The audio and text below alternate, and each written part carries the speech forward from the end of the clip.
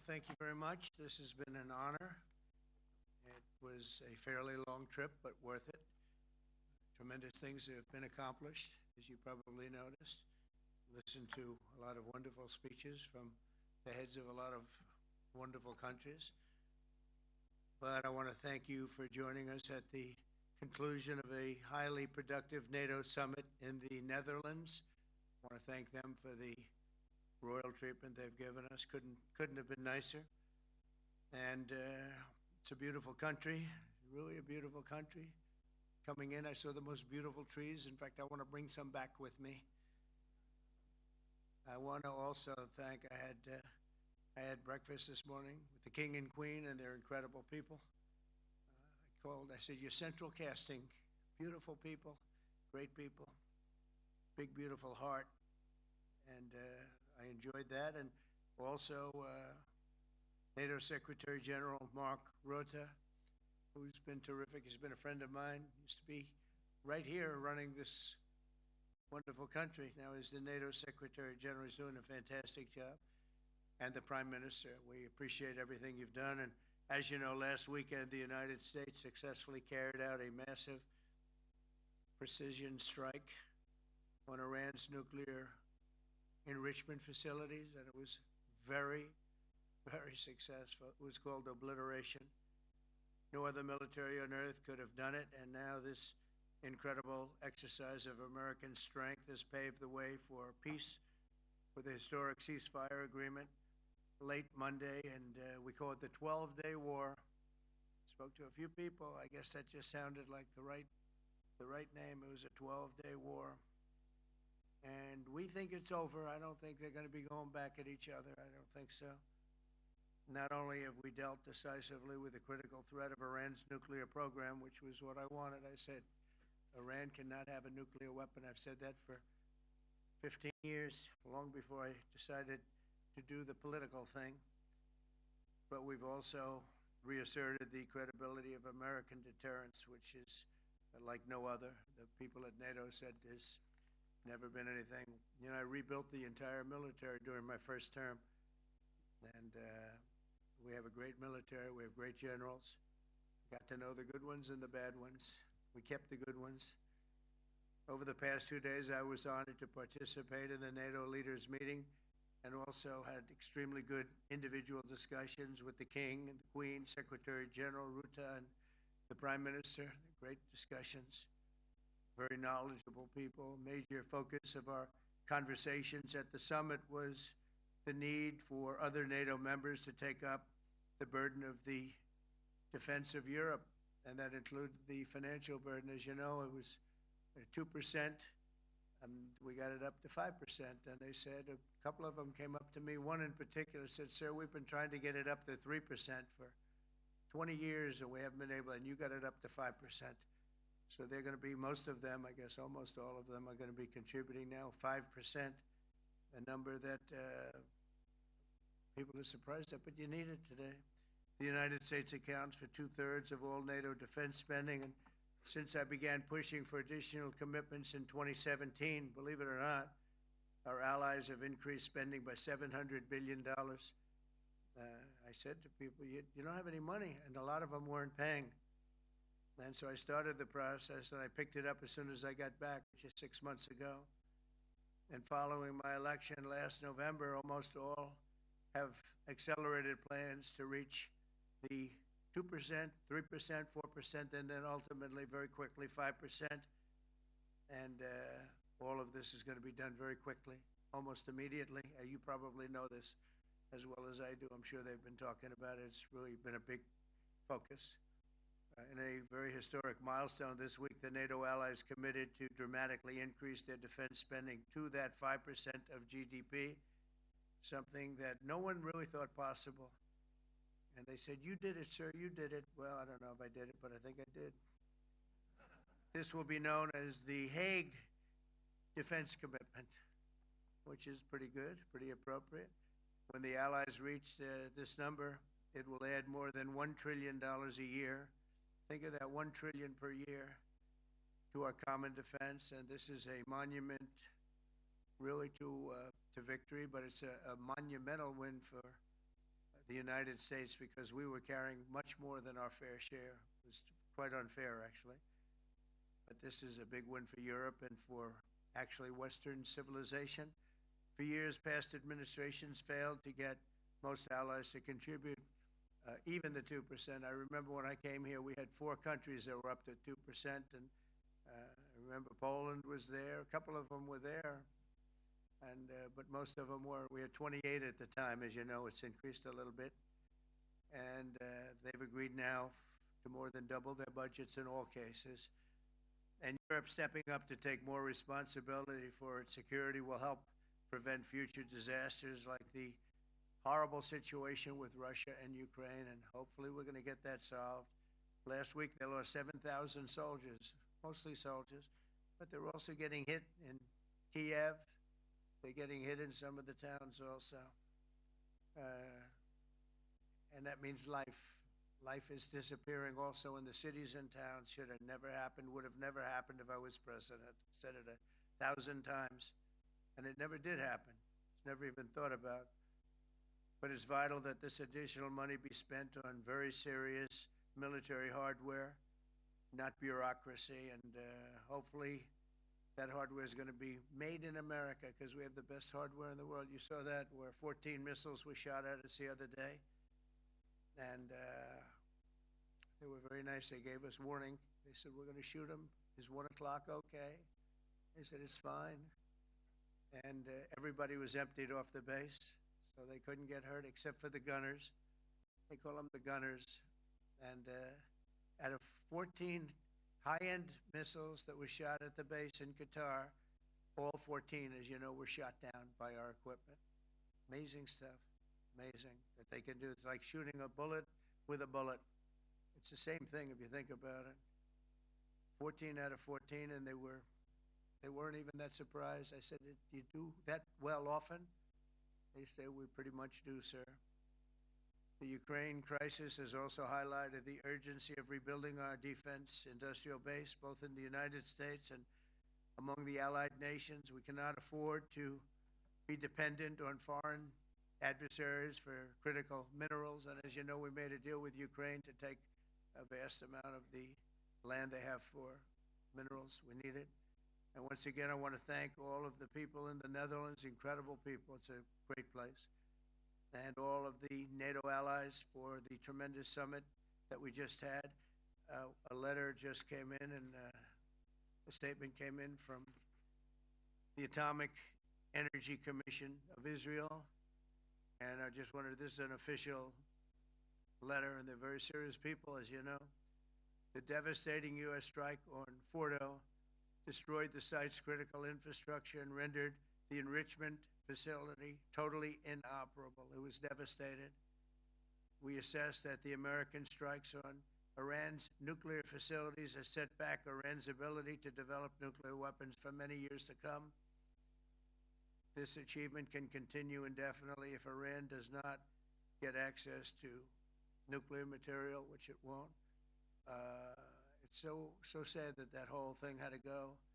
But I just want to thank our pilots. You know, they were maligned and treated very bad, demeaned by fake news CNN, which is back there, believe it or not, wasting time, nobody's watching them, so they're just wasting a lot of time, wasting my time. And the New York Times, they put out a story that, well, maybe they were hit, but it wasn't bad. Well, it was so bad that they ended the war. It ended the war. Somebody said in a certain way, you know, that it was so devastating, actually. If you look at Hiroshima, if you look at Nagasaki, you know, that ended a war too. This ended a war in a different way, but it was so devastating. Also, they have, out of Dubai, just came that Iran's foreign ministry spokesman, this is Iran's foreign ministry, says its nuclear installations were very badly damaged by the American strike. So what bothered me about these reports with fake reports put out by the New York Times, I call it the failing New York Times because it's doing terribly. Without me, it would be doing no business at all. But, and by fake news, CNN and MSDNC, all of these terrible people, you know, they have no credibility. You know, when I started, they were at 94% credibility, the media. Now it's at 16%. And I'm very proud of it because I've exposed it for what it is. But when I saw them starting to question the caliber of the attack, was it bad? Well, it was really bad. It was devastating. They obliterated. In fact, you can't get into the tunnels. They just put that over. That just came out. They can't. There's nothing. There's no way you can even get down. The whole thing is collapsed in a disaster. And I think all of the nuclear stuff is down there because it's very hard to remove. And we did it very quickly. When they heard we were coming, it was, you know, you can't move it. Very hard, very dangerous actually to move too. And they also knew we were coming, so I don't think too many people want to be down there knowing we're coming. With the bunker busters, as we call them, we're the only ones that have them. We have the best equipment, best nuclear equipment, and we have the best equipment in the world. And by the way, we can't forget our submarine, which was out there, submarines actually, but submarine was out there. We shot 30 rockets into an area, every single one of them. I think it was almost 400 miles away, I think, Pete, right? 400 and long. It was in the ocean, long ways away. And we shot a total of 30. Every single one of them hit within 9 inches from where it was supposed to be. It took out a lot because we didn't do just Fordo. We did 2 others in addition, which hadn't been completely destroyed. So we hit them with a submarine from hundreds of miles away. Amazing, just amazing equipment. Greatest submarines in the world. Nobody's even close. They're 20 years behind us when it comes to submarine technology. So that's one, and the other was from the Atomic Energy Commission, and they have about 3 or 4 of them now coming in from atomic energy commissions from various places. But the one that we have that just came out, we released it a little while ago, was from the Israeli Atomic Energy Commission, but numerous of them are getting to see the site, and the site has been demolished. And again, we had these brave patriots, these incredible flyers, these people that can fly a plane better than anybody can fly a plane, going into very hostile territory, flying into the territory that it's got more missiles and things pointed at it. But it was very stealth. They didn't get to see it. It was dark. That's the amazing thing about the shots. They hit the shots perfectly, and yet it was dead dark. There was no moon. There was no light. It was virtually moonless. It was very dark, and the shots were hit perfectly. But when they get demeaned, and they were very upset about it because they knew how strong it would be. Back in Missouri, the pilots flew about 36 hours, 2 ways, far distance, and in those incredible B-2s. And we then had the F-22s, and we had the F-35s, and we had other planes, and we had, I think, a total of 52 tankers. That means the big tankers, because the refueling was a lot for all of the different planes that we sent. Incredible operation, and I have to say, General Raisin Kane was incredible. That's why he beat ISIS, and we beat ISIS in a matter of weeks. I was told it would take 4 to 5 years. We did it in a few weeks. And he was great. That's why he's the head of the Joint Chiefs of Staff right now, because I had a very good experience with him. He knocked out ISIS in a period of literally a few weeks. Amazing. And it was supposed to take a few years, 5 years to be exact.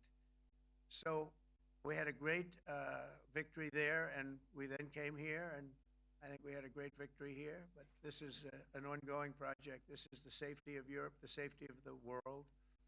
And they've raised it from 2% to 5%, something which nobody, and you're talking about over $1 trillion a year. So we're talking about a lot of money from coming in from countries that we're not paying nearly enough to be effective. So I have, as you know, Marco Rubio with me, and Pete Hegseth, Secretary of State and Secretary of War. Should we say Secretary? You know, it used to be called Secretary of War. Maybe for a couple of weeks we'll call it that, because we feel like warriors. Used to be called Secretary of War. In fact, if you look at the old building next to the White House, you can see where it used to be Secretary of War. Then we became politically correct, and they called it Secretary of Defense. I don't know, maybe we'll have to start thinking about changing it, but we feel that way. Do we have any questions, please? Wow. That's a lot of questions. Who's a nice person? Oh, you're not a nice person, but I'll let you ask one. Go ahead. What's he going to ask? He is not nice at all. I know him well. Thank you, Mr. President. Yeah. Thank you for taking the time before flying home. You just said you believe the conflict between Israel and Iran is over. What makes you so confident it is? And what do you do if it isn't? Because I dealt with both, and they're both tired, exhausted. They fought very, very hard and very viciously, very violently, and they were both satisfied to go home and get out. And can it start again? I guess someday it can. It could maybe start soon. I think a big telltale sign was when, as you know, Iran somewhat, by not much, violated the ceasefire, and Israel had the planes going out that morning, and there were a lot of them, 52 of them. And I said, you got to get them back. And they brought them back. They didn't do anything. They brought them back. It was very good. I thought it was amazing, actually. They have fought a hell of a war. They fought very hard. I think the war ended, actually, when we hit the various nuclear sites with the planes. And I just hope you people can give these pilots, these are the best pilots in the world. They're the best shots in the world. They call them shots. That's what they are. And wait a minute. And I just hope you can give them the respect they deserve, because they came home to fake news. And like, oh, gee, there was hardly any damage. The things are decimated.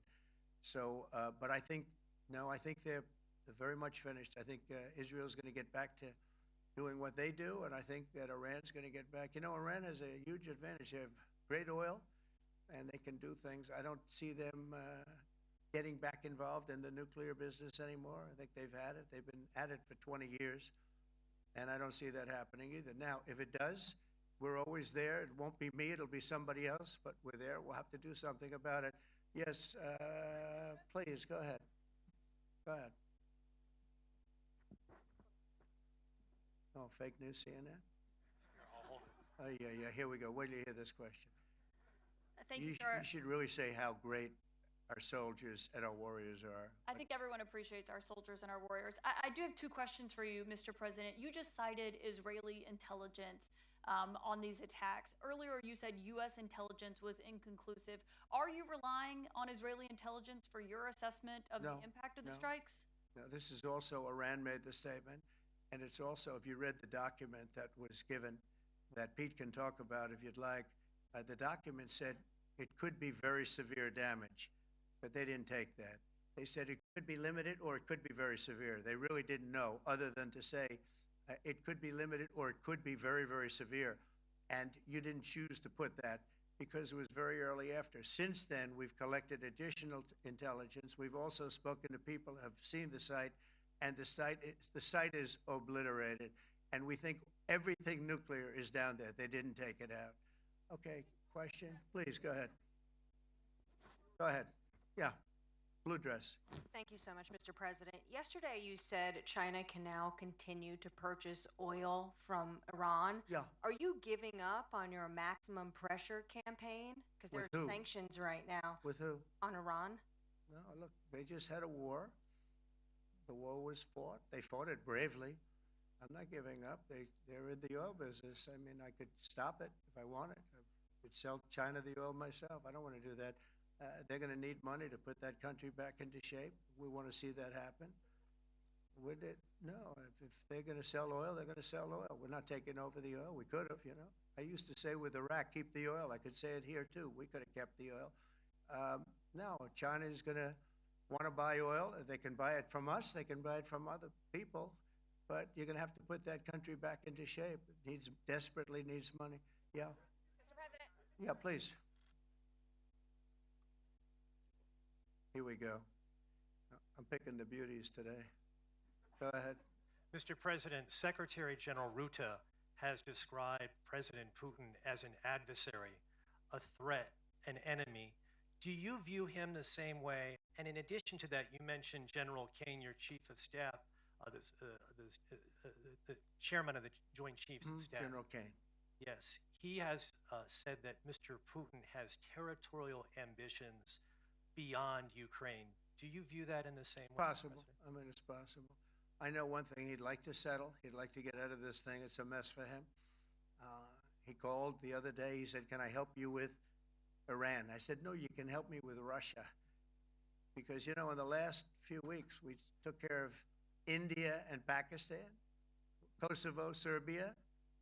I think on Friday we have coming in, the Congo is coming in, and Rwanda is coming in. That was a vicious war that went on, a machete war, heads chopped off all over Africa. They're coming in. We did two others in addition to that. Nobody's ever done anything like this. No, I consider him a person that's, I think, been misguided. I'm very surprised, actually. I thought we would have had that settled easy. I've settled 4 of them in the meantime. But he did call up, and he said, he's close to Iran. He'd like to help us get a settlement. I said, no, you help me get a settlement with you, with Russia. And I think we're going to be doing that, too. Yeah, please. Go ahead, please. Thank you, Mr. President. You've made clear your position on what impact the strikes had. I wanted to ask you what is next with Iran. For instance, is there any indication from U.S. intelligence that Iran was able to move any material, including No, just the uranium? opposite. We think we hit them so hard and so fast they didn't get to move. And if you knew about that material, it's very hard and very dangerous to move. It's called in many people they call it dust, but it's very, very heavy. It's very, very hard to move. And they were way down. They're 30 stories down. They're literally 30, 35 stories down underground. Oh yeah, we think we got. We think it's covered with granite, concrete, and steel. Can I ask you, are you interested in restarting negotiations with Iran? And if so, have they reciprocated? So our people, Marco could answer this, but our people are not. I'm not. The way I look at it, they fought. The war's done, and I could get a statement that they're not going to go nuclear. We're probably going to ask for that, but they're not going to be doing it. But they're not going to be doing it anyway. They've had it. They've had it. Now, maybe someday in the future we'll want that. But I've asked Marco, do you want to draw? I just asked him the question as we were walking on the stage. Do you want to draw up a little agreement for them to sign? Because I think we can get them to sign it. I don't think it's necessary. Marco, do you want to talk about that, please? Mr. President, I think President Trump has shown a willingness to meet and talk to anybody in the world who's interested in peace. I don't know of any president that's been as willing as he has to meet with anyone and talk about peace. We'd love to have peaceful relations with any country in the world. And so obviously that'll depend on Iran's willingness not just to engage in peace, but to negotiate directly with the United States, not through some third country or fourth country process. But I know of no president, probably in our modern history, that's sought peace more than President Trump has. Sounds like the door is open, but you're in no rush. Is that right? Sounds like the door is open, but I'll tell you what. Look, we're going to talk to them next week with Iran. We may sign an agreement. I don't know. To me, I don't think it's that necessary. I mean, they had a war. They fought. Now they're going back to their world. I don't care if I have an agreement or not. The only thing we'd be asking for is what we were asking for before about we want no nuclear, but we destroyed the nuclear. In other words, that's destroyed. I said, Iran will not have nuclear. Well, we blew it up. It's blown up to kingdom come. And so I don't feel very strongly about it. If we got a document, wouldn't be bad. We're going to meet with them, actually. We're going to meet with them. Yeah, go ahead, please. Mr. President, Netherlands TV, thank you for visiting our country. Good. As I understood, I, of course, I'd like to know how you slept last night at the House of the King. Oh, I slept beautifully. But probably a more serious question. I think you just had a meeting with President Zelensky. Did you discuss any ceasefire in this Russo-Ukrainian war? No. I wanted to know how he's doing. He was very nice, actually. We had little rough times sometimes. He was couldn't have been nicer. I think he'd like to see an end to this. I do.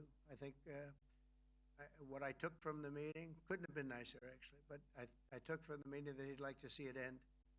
I think it's a great time to end it. I'm going to speak to Vladimir Putin, see if we can get it ended. But look, these are brave people. They're fighting these wars all over the place.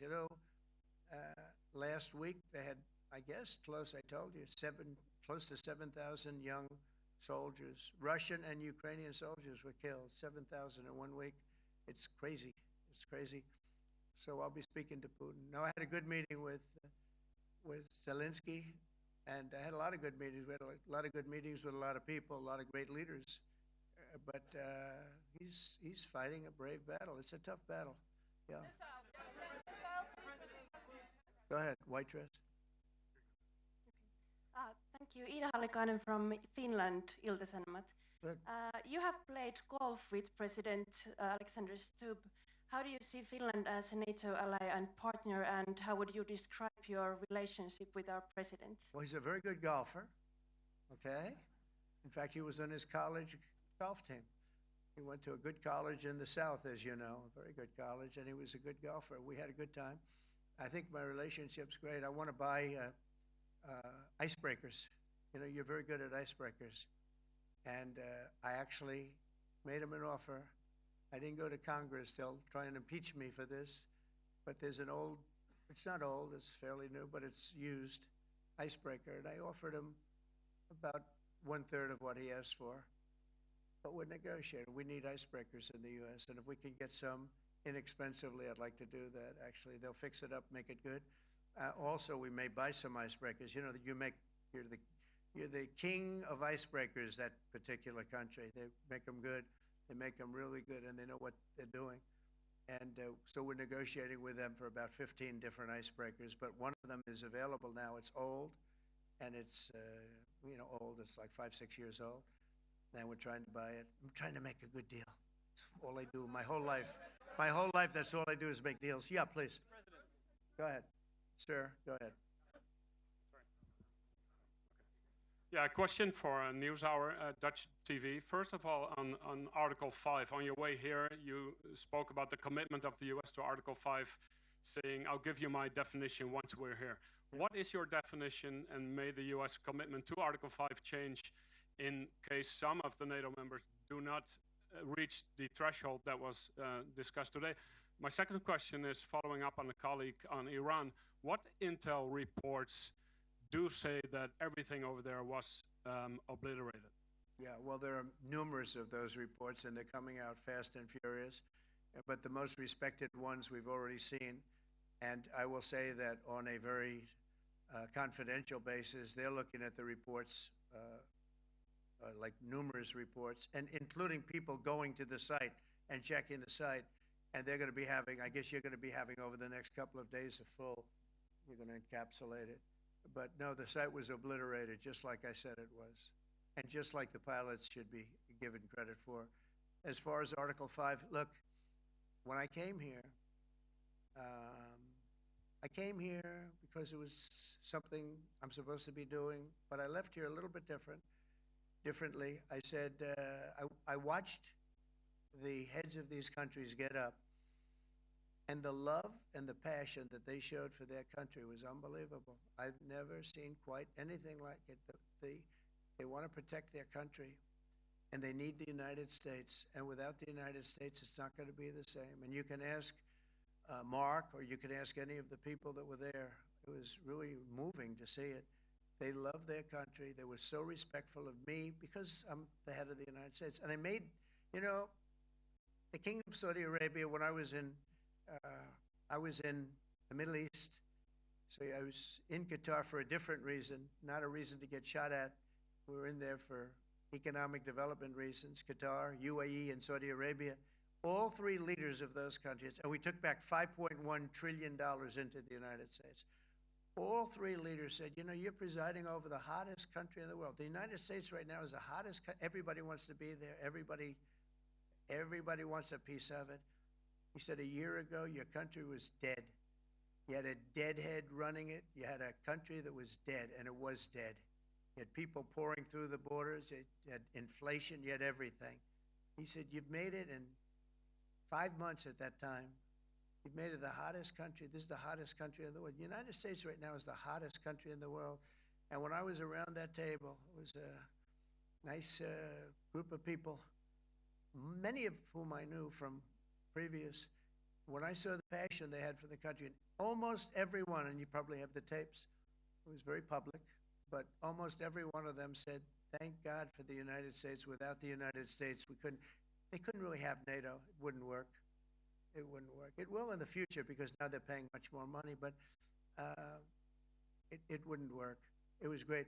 And I left here differently. I left here saying that these people really love their countries. It's not a ripoff, and we're here to help them protect their country. Okay, we'll do one or two more. Thank you, Mr. President. Yeah. A question on Spain. Are you satisfied with today? Oh, I think Spain's terrible what they've done. No, I do. They're the only country that won't pay the full up. They want to stay at 2%. I think it's terrible. And, you know, they're doing very well. The economy is very well. And that economy could be blown right out of the water with something bad happening. You know, Spain is the only country that... Are you from Spain? Yeah. Good, congratulations. You're the only country that is not paying. I don't know what the problem is. I think it's too bad. So we'll make it up. You know what we're going to do? We're negotiating with Spain on a trade deal. We're going to make them pay twice as much. And I'm actually serious about that. We're going to make Spain... I like Spain. I have so many people from Spain that it's a great place and they're great people. But Spain is the only country out of all of the countries that refuses to pay. And, you know, so they want a little bit of a free ride.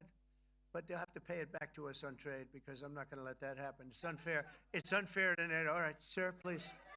Go ahead, right in the back. Yeah, you, tall one. The tall man.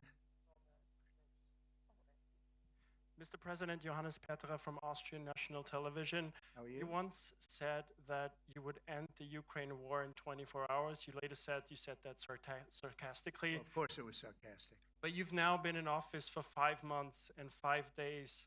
Why have you not been able to end the Ukraine war? Because it's more difficult than people would have any idea.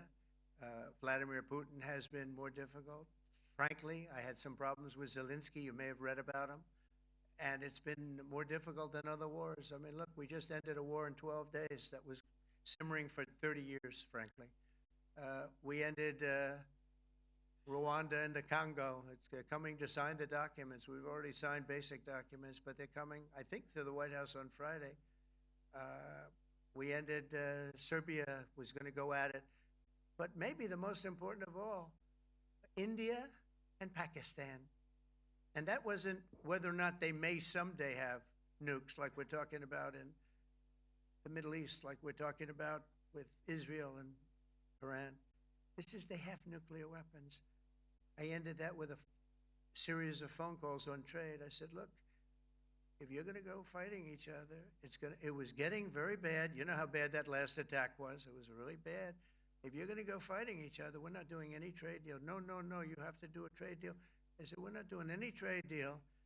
And in fact, I had the general, who was very impressive. The general from Pakistan was in my office last week.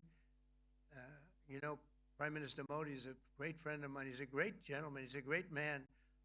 And I got them to reason. I said, we're not doing a trade deal if you're going to fight. And if you're going to fight each other, we're not doing a trade deal. And you know what? They said, no, I want to do the trade deal. We stopped the nuclear war. Go ahead. Go ahead, Jeff. Here's another beauty, Jeff. He's a beauty, all right.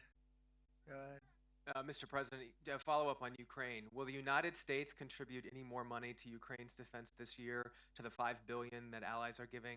And one question, you had another meeting with the Dutch opposition leader, Mr. Wilders. Can you tell us about that meeting? And are you upset about his anti-Muslim stance? I'm not upset about it. It's just his view. He's unhappy with the way things are going in this country and various countries. He was an opposition leader, and I was asked to meet with the opposition leader by the people that are running. I think they have some deal where if you have a meeting, you're supposed to meet with an opposition leader. I said, that's strange. We don't do that. But I met with I didn't know him. He seemed like a very nice guy, but he's in opposition to the current people, and that was set up by the current people. So I assume when I met with the Prime Minister, you're supposed to meet with the opposition. We'll have to try that sometime in our country. Let's not do it. But I thought he was very good. As far as money going, we'll see what happens. There's a lot of spirit. Look, Vladimir Putin really has to end that war. People are dying at levels that people haven't seen before for a long time. Go ahead. Go ahead. White shirt. Oh, she's all excited. Okay. So, BBC News Ukrainian. I would Where like are you to from? ask you, I'm from Ukraine. Oh. So my question to you is whether or not the U.S. is ready to sell anti-air missile systems Patriot to Ukraine. We know that Russia has been pounding Ukraine really heavily right now. Are you and, living yourself now in Ukraine? my husband is there. Wow. And I can see you're very, it's amazing. and me with the kids, I'm in Warsaw actually because he wanted me to be. Is your husband a soldier? No? He's He's there now? Yeah. Wow. That's rough stuff, right? That's tough. And you're living here? in Warsaw. And you're a reporter? I am. Good. So let me just tell you, they do want to have the missiles, okay, as they call them, the Patriots. And we're going to see if we can make some available, They're very hard to get. We need them too. We were supplying them to Israel, and they're very effective, 100% effective. Hard to believe how effective. And they do want that more than any other thing, as you probably know. That's a very good question, and I wish you a lot of luck. I mean, I can see it's very upsetting to you. So say hello to your husband, okay? Thank you. Go ahead. Thank you. Thank you, Mr. President. You were criticizing Where are you from? Bloomberg News. Oh, Bloomberg. You That's were wonderful. you were criticizing the Federal Reserve Chair before coming to this summit. Yeah, I think he's terrible. I was wondering if you've begun interviewing different candidates for the Fed pick. Yeah, I know within 3 or 4 people who I'm going to pick. I mean, he goes out pretty soon, fortunately, because I think he's terrible. We have no inflation. We have a tremendous economy. Hundreds of billions of dollars of tariff money is pouring in. Factories are being built because they don't want to pay the tariffs, so they're building them all over the country.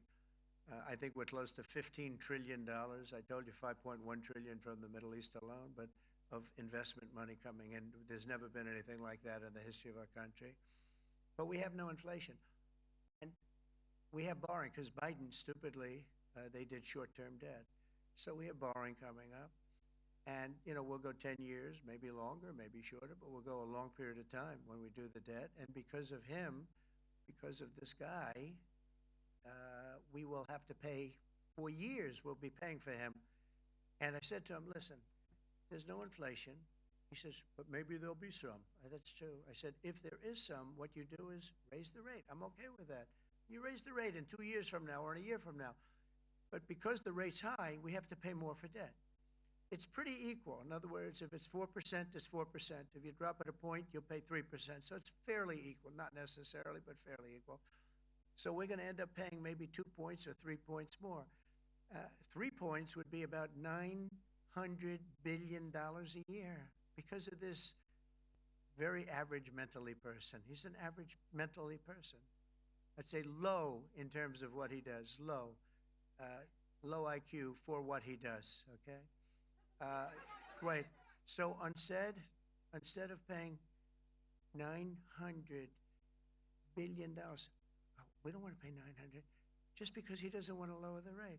I said, if there's inflation in 2 years or 3 years or 1 year from now, you raise the rate and you take care of the inflation, among other things. But he's probably a very political guy, I guess. I don't know. I think he's a very stupid person, actually. All right, one more. Let's go. How about you? Go ahead.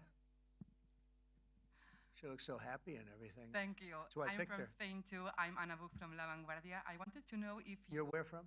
Spain too. Ah. I wanted to know if you want to That's the Spain negotiate. corner right there. Shouldn't have said that.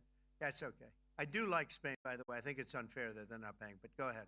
Are you going to negotiate directly with Spain about? I'm going to negotiate directly with Spain. I'm going to do it myself. They're going to pay. They'll pay more money this way. You should tell them to go back and pay. You're a reporter? Tell them to go back. They ought to join all of those countries that are paying 5%. Spain's going to be just about the only one that's not. They were the most hostile toward doing it. It just doesn't make sense to me. Okay. All right, Kelly, go ahead. Here we go. Here's another one. Hello, sir. Thank you very We got them all today. Okay. So, Mr. President, you talked about expecting some on-the-ground assessments at Fordo and other Yeah. sites. Now here- Is that here again. Israeli and U.S.? It's been obliterated, Kelly. It's Okay. been What is your message obliterated. then, sir, to the intelligence community when they present reports? You're not disputing the DIA report. You're just They presented a exists. report that wasn't finished. We're talking about something that took place 3 days ago. I understand that, sir. The It's an report was initial done assessment. So 2 what days is ago. your, Wait a minute. Yes. They didn't see it. All they can do is take a guess. Now, if you take a look at the pictures, if you take a look how it's all blackened, you know the fire and brimstone is all underground because it's granite and it's all underground. You don't show it. But even there, with all of that being said, the whole area for 75 yards around the hole where it hit is black with fire. The group that's run by this gentleman, in fact, you may want to talk about it for a second because we're going to issue a report. And I think it's not even a very exciting report at this point. It's been obliterated, totally obliterated. And they did a report, but it was like, if you look at the dates, it's just a few days after it Understood, happened. sir. So they didn't see it. They said it may be very severe. Go ahead. Understood. Do you have a message for the intelligence community, though, in terms of unvarnished information getting to you, that it's not I don't just- really have a message. I would say issue the report when you know what happened. I wouldn't say that it could be severe or maybe not. They use the word severe. It could be severe or maybe it's not. And briefly, So people like you picked up and said, oh, it's not severe. We're just No, looking for the the report was not a complete report. Yeah, the message was probably wait till you know the answer before you. And sir, Go ahead. did you not have a public component to your Zelensky meeting for a tactical reason with President Putin? Let him answer. Hello, Mr. Secretary. Yeah. There's a reason the president calls out fake news for what it is. These pilots, these refuelers, these fighters, these air defenders, the skill and the courage it took to go into enemy territory flying 36 hours on behalf of the American people and the world to take out a nuclear program is beyond what anyone in this audience can fathom.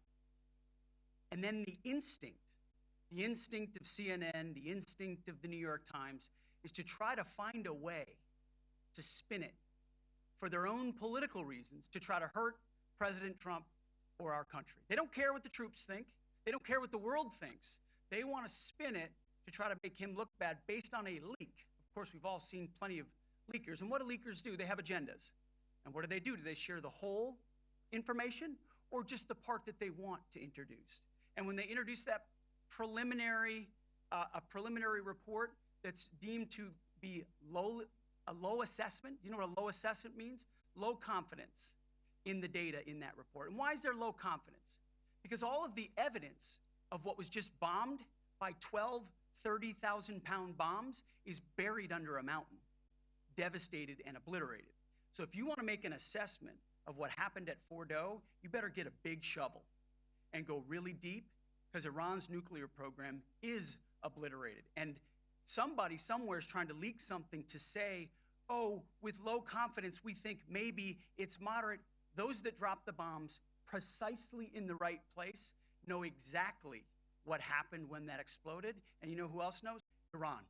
That's why they came to the table right away, because their nuclear capabilities have been set back beyond what they thought were possible because of the courage of a commander-in-chief who led our troops, despite what the fake news wants to say. But you're not disputing the report said what it said, even though it was initial. The report said what it said, and it was fine. It was severe, they think, but they had no idea. They shouldn't have issued a report until they did, but we've gotten the information. I think Pete said it better than you can say it. And you know, you should be proud, you, especially you, should be proud of those pilots, and you shouldn't be trying to demean them. No, there's a Those difference, sir, pilots between flew asking at about an great assessment risk, a and big the chance skill that they'd of never the come US back home and see their husbands one or is their questioning wives. the skill Let of me the just US tell you, you and NBC fake news, which is one of the worst, and CNN, New York Times are all bad. They're sick. There's something wrong with them. You know what? You should be praising those people instead of trying to find some. By getting me, by trying to go and get me, you're hurting those people. They were devastated. You know, I got a call from Missouri, great state, that I won 3 times by a lot. And I got a call that the pilots and the people on the plane were devastated because they were trying to minimize the attack. And they all said it was hit. But we don't think it was really maybe hit that badly. And they were devastated. They put their lives on the line, and then they have, and I'm not referring to you, but real scum come out and write reports that are as negative as they could possibly be. It should be the opposite. You should make them heroes and heroines. You should make them really people that they were so devastated when they heard this news. And you know what they said? One of them, I spoke to one of them, said, "Sir, we hit the site. It was perfect. It was dead on." Because they don't understand fake news, because they have a normal life, except they have to fly very big, very fast planes.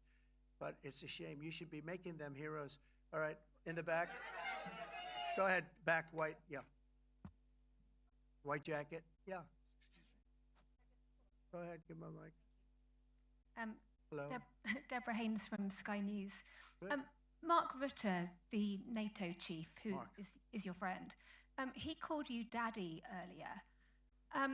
Do you regard your NATO allies as kind of children? No, he likes me. I think he likes me. If he doesn't, I'll let you know. I'll come back and I'll hit him hard, okay? No, But do you he did. regard- He did it very affectionate. Daddy, you're my daddy. Do you regard your NATO allies, though, as kind of like children, and they're obviously listening to you and they're spending more, and you're obviously appreciative of that. But do you hope that actually they're going to be able to defend themselves, defend Europe on their own, without I think they the need United help a States? little bit at the beginning, and I But think in they'll the- be in the able to. end- And I think they're going to remember this day. And this was a big day for NATO. You know, this was a very big day. They took it. One of the gentlemen said, "You know what? We've been trying to raise money raise the rate for 30 years," he said, 20 years, from almost the beginning. And he's been there for a long time. He said, "Until you came along, it never happened. What you did is amazing." It's been sort of an amazing day But do you for a lot of reasons, but also for that. Yeah, go ahead. Do you think they can do it without you, though, in the future? Can they do it without Well, the ask United Mark. States? I mean, you have to ask Mark, okay? So we're heading back. We're heading back. I want to thank these two gentlemen behind me. They're incredible people, both of them. They've done a fantastic job. And Susie's in the front, and she's done great. And Monica, thank you very much. It was quite an exciting time. And we're going to be heading back. We'll be back soon, and we'll see you in Washington, D.C. Remember this, we have the hottest country anywhere in the world. Thank you very much, everybody. Thank you.